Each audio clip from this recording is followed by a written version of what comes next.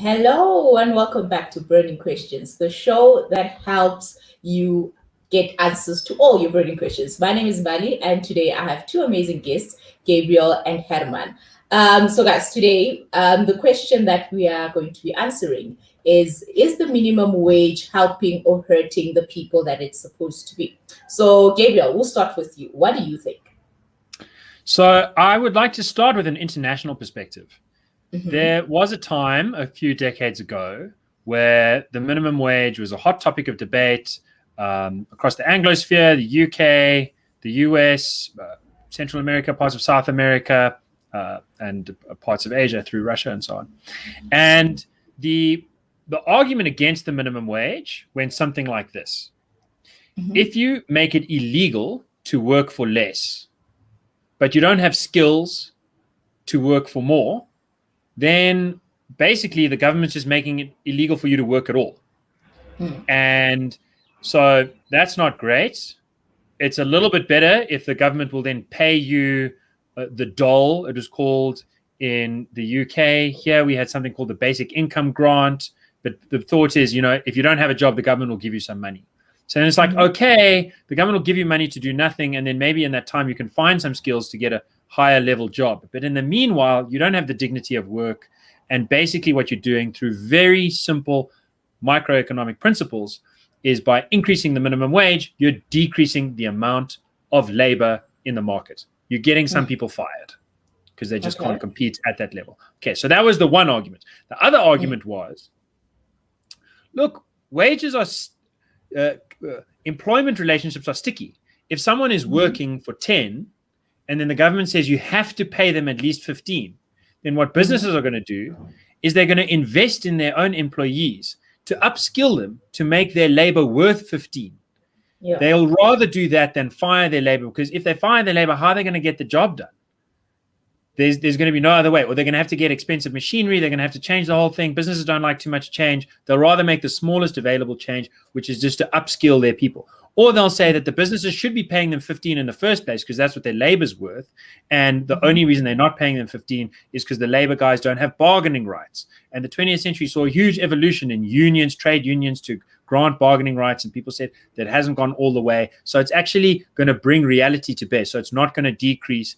And then the third argument was some companies will just pay their guys more for now while they make another plan to fire them or hire more equipment or whatever. What that's going to do is it's going to put more money in the economy at grassroots level.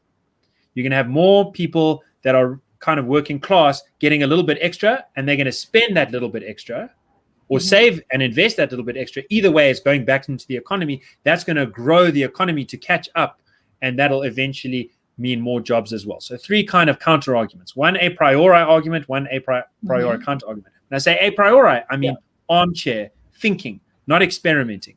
Then the experiment happened.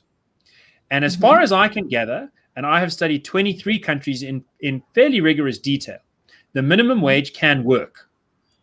Where it has been implemented at 1/3 of the median wage, and that has been the global average for successful implementation of minimum wages.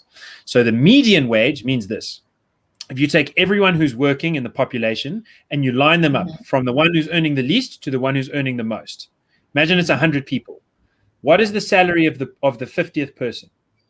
Another way of putting it is half of the people earn less than the median wage and half of the people earn more than the median wage. So you figure out what is that wage, then you figure out what is 30% of that or 33%. Some places 35, some places like Russia 12%. Okay, they gave a very small minimum wage. But if it's around 1/3 of the median wage, then it seems like these two arguments clash with one another in such a way that the argument for the minimum wage actually works. You see economies do grow. You see that unemployment stays down. In fact, it can go down further. You see real investment in upskilling employees. So I think on an international basis, there's an argument to be made for a minimum wage that is equal to 1/3 of the median wage. In South Africa, the national minimum wage was implemented in 2019 at 3,500 Rand a month. In South Africa, according to the South African Reserve Bank, in 2019, the median wage was 3,500 Rand per month. So not 30%, which would have been 1,200 Rand a month.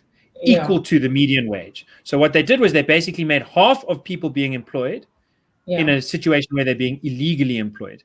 Now, a lot of those people are being illegally employed in the informal sector, where they already know bargaining rights, where it's already a kind of libertarian dream or a status nightmare. But on the ground, it's actually at a meat and potatoes level, it's not very nice.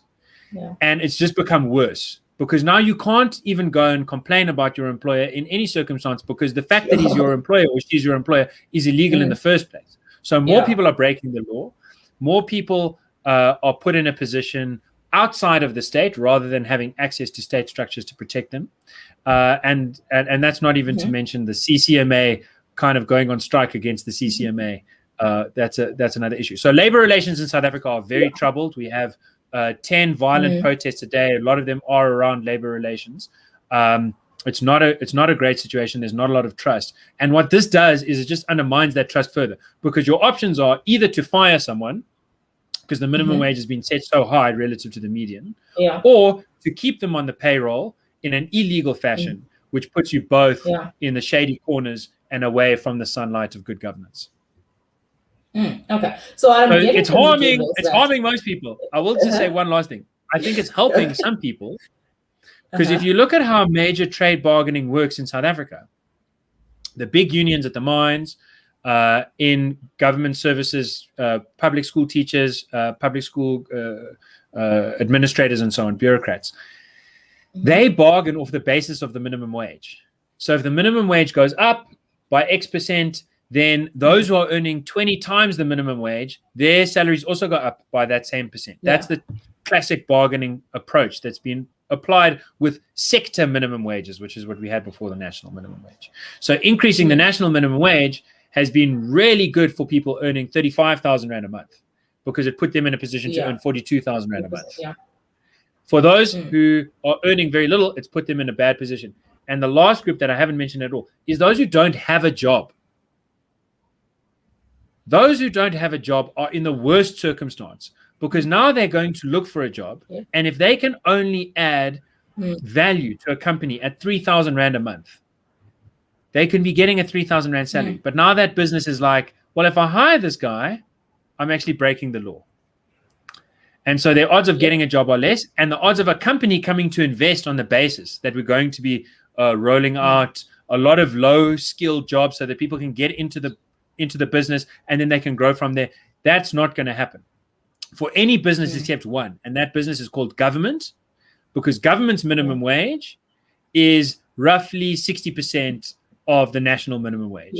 In some instances, it's actually 30%. So government pays about 30% for its emergency sort of day work laborers, where it goes and finds people on the side of the streets to like help fix potholes and whatever. So the government's got a different minimum wage, but everyone else. So if you're poor, you must look for a government job. Yes. Okay, guys, I'm going to look for a government job after this. So, Gabriel, what I'm getting from you is internationally, the minimum wage is, let's give it a 70-30. It's working out. And in South Africa, let's give it a, it's not working out. It's not the greatest. Hermann, how would you advise someone who has this kind of question and doesn't really know how to go about it? Also, how and what to do in terms of maybe, let's say, they're in an argument with a lecturer, not an argument, rather a discussion with the lecturer or like the friend next to them, and they say, no, I think the minimum wage is working very well in South Africa, but they don't have the right facts to prove their point. How would you advise them to go about it? Well, firstly, to replay what Gabriel just said now about 72 times, because what so often happens on these sorts of things is that people sort themselves into camps. And the best way to get a positive engagement is to come out of the camp that your opponent thinks you're in. Immediately out of the gate, to say, sometimes the minimum wage works. If you are facing someone and who's very pro minimum wage, meet them halfway. In economic instances like this, you can do that. There are policy and ideological areas where you can't necessarily compromise. But on the minimum wage, the facts are so fluid that you really can say, look, I'm willing to take a compromised position here. So the first thing is get the facts. And from that facts, take the key thing away, that there are circumstances for this thing to work, and say that, whether that's in a lecture, whether that's to a friend or wherever, say, I grant you that the minimum wage can work, because the data shows it does, or it can at least. But then, the moment you have shown goodwill in this discussion, a very good tactic generally is to move the burden of proof to the other side. As a general thing, I think that's just a good idea, is to say, you say the minimum wage is spectacular and works perfectly. I'm not convinced. What evidence, what facts can you show me to indicate that the minimum wage in South Africa has been good for these people or those people? It's very, very easy to fall into a defensive stance with ideas, like capitalism and free markets and so on. Don't let yourself be talked into that. Firstly, show that you are willing to engage with the facts wherever they lead. Secondly, move the burden of proof to the other guy or the other side to say, I'm willing to look at the data, but you've got to show it to me. I can't take your word for it. And a third point that I think really is key is listen to what Gabriel says, but also make up your own mind. Go look at the facts, go look at the stats, see if you can understand them. If not, go read, some stuff, perhaps read Gabriel, read Henry Hazlitt. But one of the things that really shifted my thinking on the minimum wage was just one study I read that was conducted in 2012 or something that said the minimum wage is often seen as both savior or demon, and it's neither. It is something more complex than that. So be careful not to fall into a camp too easily. Be willing to move the burden of proof to the other side, and then make up your own mind about this. Be willing to engage with the facts on the ground, because the facts on the ground are actually the most fascinating stuff here. Okay. All right. Thank you so much for that, Herman, and to you, Gabriel, for that economics class. Definitely appreciate it, and I hope everyone at home. We need to get Gabriel on the ball, because I want to pick his brain on this. I just want to say one fact on the ground. One fact on the ground is that most people our age and younger in South Africa are unemployed. And there is no country on earth with a financial services sector, a manufacturing sector, a mining sector, a primary, secondary, and tertiary sector comparable to ours that has that level of youth unemployment. And that's very pertinent when you're considering whether you should be pricing people out of work through the law. Just one fact. Yeah. But I don't want to litigate the point after we've had that very good summary that I think Herman makes. And people must make up their own minds. I think it's not just it's a serious thing to think about, especially if you're a South African in this country. You've got democracy is not just about voting. Voting matters. Democracy is really about thinking for yourself. Yeah, that is a fundamental value that I think gets lost in the camps and the team games that Herman was talking about there. So figure this one out for yourself. And I think that if you do that, you'll find that you're in the unusual position of knowing what you're talking about.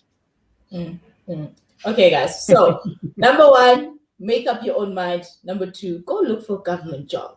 That's how you fix your life. Otherwise, guys, thank you so much for joining me on this episode. And you at home, hope your question was answered. We shall catch you again next week, Wednesday.